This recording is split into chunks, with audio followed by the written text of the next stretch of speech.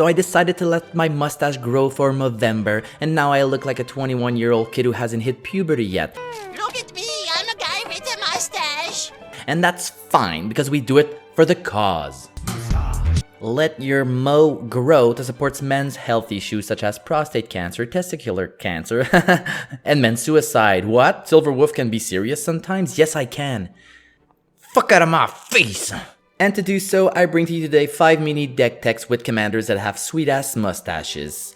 That's it, that's the intro. That's the whole video. Let's go! There's a couple of ways to help support this channel, and the easiest way is to like and subscribe. Wow, so easy! Another easy way to help support me is by using my affiliate links in the description. And the final way you can help support the channel is by supporting me directly by becoming a patron, where you can vote for patron selected commanders and get some behind the scenes action. The best way to help grow this channel is with the help of you guys. This video is sponsored by Collect Edition. They have a huge commander inventory and worldwide shipping, so check them out with the link in the description. Our first delicious and sexy mustache commander is General Cudro of Dranit. He's a 3-mana 3/3. Other humans you control get +1/+1. Whenever General Cudro of Dranit or another human enters the battlefield under your control, exile target card from an opponent's graveyard. Pay 2, sacrifice 2 humans, destroy target creature with power 4 or greater. So a black and white human tribal deck with built-in removal, and he has a built-in anthem? How sexy is that? Look at that mustache, dude. That mustache has got to go.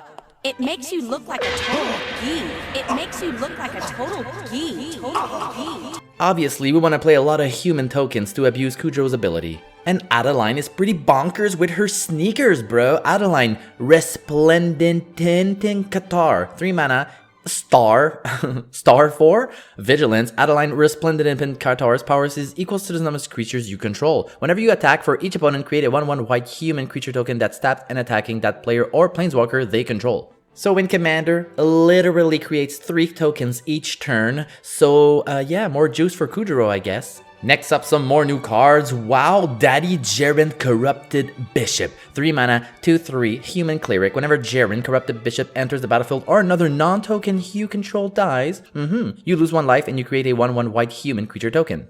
Pay 2, target human you control gains lifelink until end of turn. At the beginning of your end step, if you have exactly 13 life, you may pay 6. If you do, transform Jaren. And he turns into Ormondal, the Corruptor, 6/6 flying trample lifelink, sacrifice another creature, draw a card. Basically recycles the non-stupid token humans you control that you're gonna sacrifice with Cudro, and like Rihanna used to say, recycling is good. And he also flips into this freaking nonsense mega demon of doom and chaos beyond time and space. Next up, good old Increasing Devotion. Yes, 5-mana sorcery, create 5 1/1 white human creature tokens. If this spell was cast from your graveyard, create 10 of those tokens instead. Flashback for 9. Imagine Cudro is a pizza and these humans are pepperonis. The more the better. Nice. Now once we've killed all of our opponent's huge creatures and we got some leftover tokens, we'll play with cards like Cathar's Crusade. 5-mana, whenever a creature enters the battlefield under your control, put a +1/+1 counter on each creature you control, and not just a non-token in the battlefield, any creature. Each time you make a token, you beef up all your little jabroni friends. Make token, beef up jabronis. Capiche? And well, you can't spell tribal without coat of arms. I mean, 5-mana, each creature gets +1/+1 for each other creature on the battlefield that shares at least 1 creature type with it. So yeah, I mean, you know, it's just coat of arms, you know what I mean? You know, you understand? Coat of arms. Yeah, boy.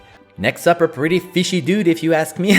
Noendar, Royal Shaper, 5-mana 4/4 Merfolk ally. Whenever you cast an instant or sorcery spell, you may put 3 +1/+1 counters on target land you control. If you do, that land becomes a 0/0 elemental creature token with haste that's still a land. Pretty sweet mustache if you ask me. Fish stash, more like, you know, pretty sweet commander as well. All you need to do is play some super cheap instant cards and turn your lands into mans with cards like Brainstorm and Opt. 1 blue mana, draw 3 cards and put 2 cards from your hand on top of your library for 1 blue mana.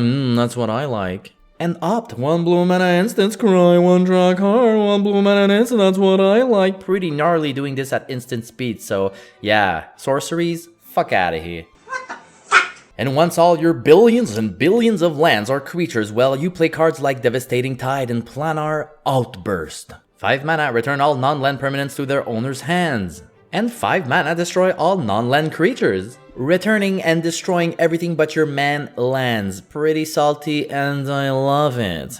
Of course, man lands can be fragile, like a lot of people watching my videos, so we do play a couple of protection cards like Terra Eternal. 3 mana enchantment, all lands are indestructible. Yep, so all your man lands, go ahead, wipe away, they ain't gonna die. And some more protection with Tomic, Distinguished Advocatus, 2 mana, 2/3 flying, lands on the battlefield and land cards in graveyards can't be the target of spells or abilities your opponents control. Your opponents can't play land cards from graveyards. Yeah, basically gives your man lands hexproof, and hexproof is good, yes. And of course, you can play the new man lands from the D&D set. Because you can put counters on them and then transform them into creatures and they get even bigger and bigger and bigger. Cave of the Frost Dragon and Hall of the Storm Giants. Pay 5, Cave of the Frost Dragon becomes a 3/4 white dragon creature with flying until end of turn. It's still a land, duh. Or pay 6 until end of turn. Hall of Storm Giants becomes a 7/7 blue giant creature with ward 3. It's still a land, duh. Next up, my favorite mustache from today's video, Agadaga. Atiga is a 2 mana total Akitina Visa. A non-creature spell with Kavari Baraka 4 greater cannot be cast. A non-creature spell with X de Manacas cannot be cast. A prison mustache deck, yay! You basically play a shitload of prison cards and fuck your opponent's control decks because they deserve nothing less than that. Freaking control players, get out of here! We play cards like Adranit Magistrata. 2 mana, 1/3. Your opponents can cast spells from anywhere other than their hands. Yes, I hope you don't like your commander too much. Jeez, talk about erectile dysfunction. Okay. And Collector. Yes. 2 mana, 2/2. Activated abilities of artifacts cannot be activated. Yes, we play a lot of mana dorks in here, so it's time to fuck up those mana rocks. Mana rocks, more like mana doesn't rock anymore. Okay. Here's a card I really like, CDY Bust. Bust. But boy. 3 mana sorcery, destroy all creatures with toughness 4 or greater. For removal, you can play this. It's time to bust with the CD Bust, wiping the floor with all the big creatures. I mean, busting the floor with them. Whatever that means. And for some card advantage, we got your boy, the Bearer of Secrets, more like the Squirreler of Secrets, Toss Key. 4 mana, 1/1, this spell can't be countered. Indestructible. He has to attack each turn. Whenever a creature you control deals combat damage, a player draw a card. So what is this? Oh, it's a green card. That's why it's so freaking busted. We got a lot of tiny creatures that are just waiting to attack and draw some cards. And of course, we're gonna keep getting our card advantage from creatures, and there ain't nobody better than that than Fauna Shaman. Besides maybe Survival of the Riches. What the is that price? 2 mana, 2/2 Elf Shaman. Will pay 1, tap, discard a creature card, search your library for a creature card, reveal it, put it into your hand, and shuffle your library. Yay! And since everybody's gonna be pissed at you for playing a lot of hate cards, we are playing a couple of protection cards like a Ghostly Prison. Please don't attack me. And if you want to, you have to pay 2 for each creatures that are attacking me. Next up are Movember, Boros, Basher, a Bruce Tarl, Borish Herder. 4 mana, 3/3. Whenever Bruce Tarl enters the battlefield or attacks, target creature you control gains double strike and lifelink until end of turn. Pretty straightforward commander with a pretty straightforward mustache, but I'll show you the different ways you can build this sassy Boros commander. And look at that mustache. First off, you can jam some Voltron stuff in here all you want with cards like Bastion Protector, 3 mana, 3/3. Commander creatures you control have +2/+2 and indestructible. Right on the curve with your commander. Turn 3 Protector, turn 4 Bruce, attack with your Protector. Oh my god, how nice is that? Wow. You cannot play Boros without equipment. It's like Batman without Robin, Paul Walker without Death. They just fit so good together. Stoneforge Mystic, 2 mana, 1/2, Core Artificer. When Stoneforge Mystic enters the battlefield, search your library for an equipment card, put it into your hand. Pay 2, tap, you can put an equipment card from your hand onto the battlefield. I mean, a classic equipment. And look at this new art, man. Seriously? Look at it. I'll give you a second. Look. No, you don't need to press pause. I'll let you look. It's pretty gnarly, huh? Did you look? Look more. Another way, and probably my favorite way to build Bruce, is dragons. Yes, Terror of the Peaks, 5 mana, 5/4 flying. Spells your opponent casts at target Terror of the Peaks costs an additional 3 to cast. Oh, 3 what? 3 life. Whenever another creature enters the battlefield under your control, Terror of the Peaks deals damage equal to that creature's power to any target. Yes, why go small aggro when you can go big aggro? Boros Dragons, huh?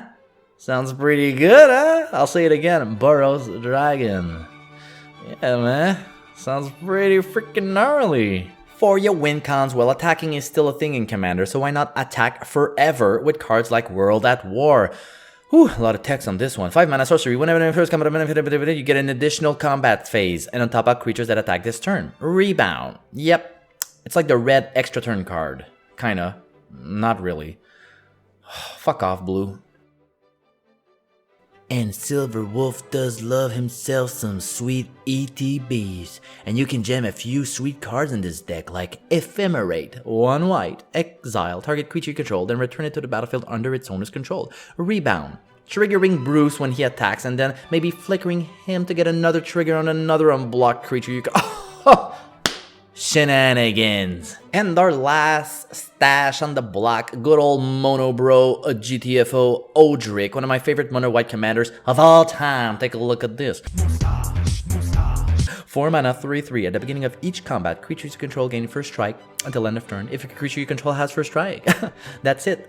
Kidding, the same is true for flying, death touch, double strike, haste, hexproof, indestructible, lifelink, menace, reach, skulk, don't even remember what that is, trample, and vigilance. Now you play a lot of creatures, and all you need to do is play cards like Aerial Responder, 3 mana, 2/3, flying, vigilance, lifelink. Yes, giving all your creatures flying, vigilance, lifelink, pretty dope, right? And that's all there is to it. Play creatures that have a lot of abilities to boost your crew, huh? Pretty mono white if you ask me. And you just gotta play the indestructible gods like Oketra the True, 4 mana, 3/6, double strike, indestructible. She cannot attack or block unless you control at least 3 other creatures. Pay 4, create a 1/1 white warrior creature token with vigilance, giving your whole board indestructible. And then what? You play cards like Wrath of God, destroy all creatures. Yep, destroy all creatures besides your creatures. That's pretty good for some mono white. Gotta do what you gotta do, I guess. Hey, the new Akroma is pretty sexy in this deck. Yeah, 7 mana, 6/6, flying, first strike, vigilance, trample. Right off the bat, that's pretty good. But at the beginning of each combat, until end of turn, each other creature you control gets +1/+1 if it has flying, +1/+1 if it has first strike, and so on for double strike, death touch, haste, hexproof, indestructible, lifelink, menace, protection, reach, trample, vigilance, and partner. She is the peanut butter to the Odric jelly. That's pretty sexual. And of course, to finish off, Akroma's Will. I adore this card. 4 mana, choose 1 if you control your commander. You may choose both. Creatures you control gain first strike, vigilance, double strike until end of turn. Creatures you control gain lifelink, indestructible, protection from all colors until end of turn. Yes, could use it as protection or a finisher. Does everything really sweet at instant speed. Wow. And that is all for today, folks. I hope you guys enjoyed the video. Please don't forget to like and subscribe and let your mo grow. Thank you. Have a good one. I shaved my mustache, you idiot!